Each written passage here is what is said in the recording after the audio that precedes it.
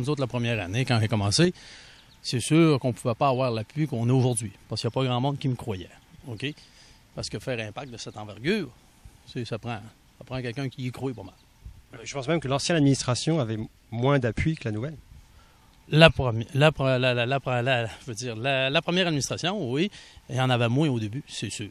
Parce qu'il fallait que je livre la marchandise.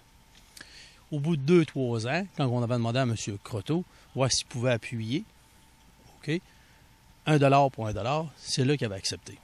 Puis les chiffres exacts, je pense que la première année, on avait ramassé 125 ou 128 000. Il avait été obligé de mettre ça. Parce qu'on avait eu beaucoup aussi des aides comme les Lions, ainsi de suite. Fait que c'est pour ça que ils nous avaient appuyés. Puis l'argent des Lions avait été inclus, le 1 pour 1 avait été à côté. Donc là, actuellement, il y a de l'argent des commanditaires, mais qui, elle, n'est pas à côté, c'est ça? C'est ça. C'est ça que je trouve décevant. Parce que M. le maire a dit que les commerçants font leur publicité avec ça. Ben, je trouve ça plate parce qu'on a un paquet de places où on peut la mettre notre argent. Exemple, moi-même, Jacques-Randal-Morin a donné 10 000 $. Puis, je pourrais la mettre ailleurs. Mais c'est parce que je crois au parc. J'aime le parc, oui.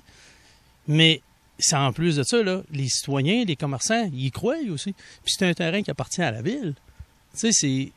Oui, on pourra mettre notre publicité ailleurs, mais si on regarde ce parc-là, pour l'envergure que ça a pris, ben, je pense que ça aurait demandé un appui un petit peu plus sérieux, tout simplement. Mais je vais vivre avec. OK? Je vais vivre très bien avec. C'est juste que oui, les amis du parc sont déçus. Puis je pense que ça en a choqué, parmi les amis du parc, ça en a choqué plus que moi. Moi, j'y crois encore. Puis je vais persister.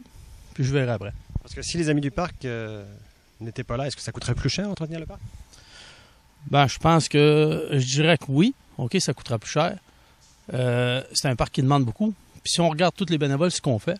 Parce que moi, je regarde, il y a des gens, là, il y a des gens qui ramassent des papiers à l'heure actuelle. Un peu tout le monde travaille là. Le jour où la ville s'en occupera, est-ce que les citoyens auront la même mentalité? Si le parc c'est la ville qui s'en occupe, est-ce que les citoyens vont donner 75 000 $ l'année prochaine? Pas sûr. En gros, c'est ça. Tu sais, je veux dire, moi, tandis qu'une ville, elle a une gang de citoyens, de bénévoles qui construisent un parc qui appartient à la ville, ben, je pense qu'il faudrait pas toujours les appuyer monétairement, mais au moins les remercier, tu sais, je veux dire, les encourager. Tu sais, une petite tape sur l'épaule, moi, je suis patron, puis je me fais dire ça souvent. Une petite tape sur l'épaule, ça fait du bien. Puis est-ce que la chicane est partie sur cette histoire de 1 pour 1 qui n'a pas été accoté par la ville sur la campagne de financement? Mais est-ce qu'il n'y avait pas l'histoire du permis de construire, du garage aussi au départ? Vous vouliez vous construire un garage, puis la ville n'a pas voulu donner un permis parce que là, ils ont considéré la zone inondable. C'est ça?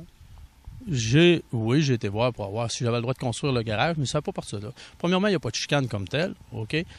C'est que à un moment donné, oui, j'avais demandé de construire un garage dans tel coin parce qu'on a des commanditaires. Encore là, une fois, pourquoi pas en profiter?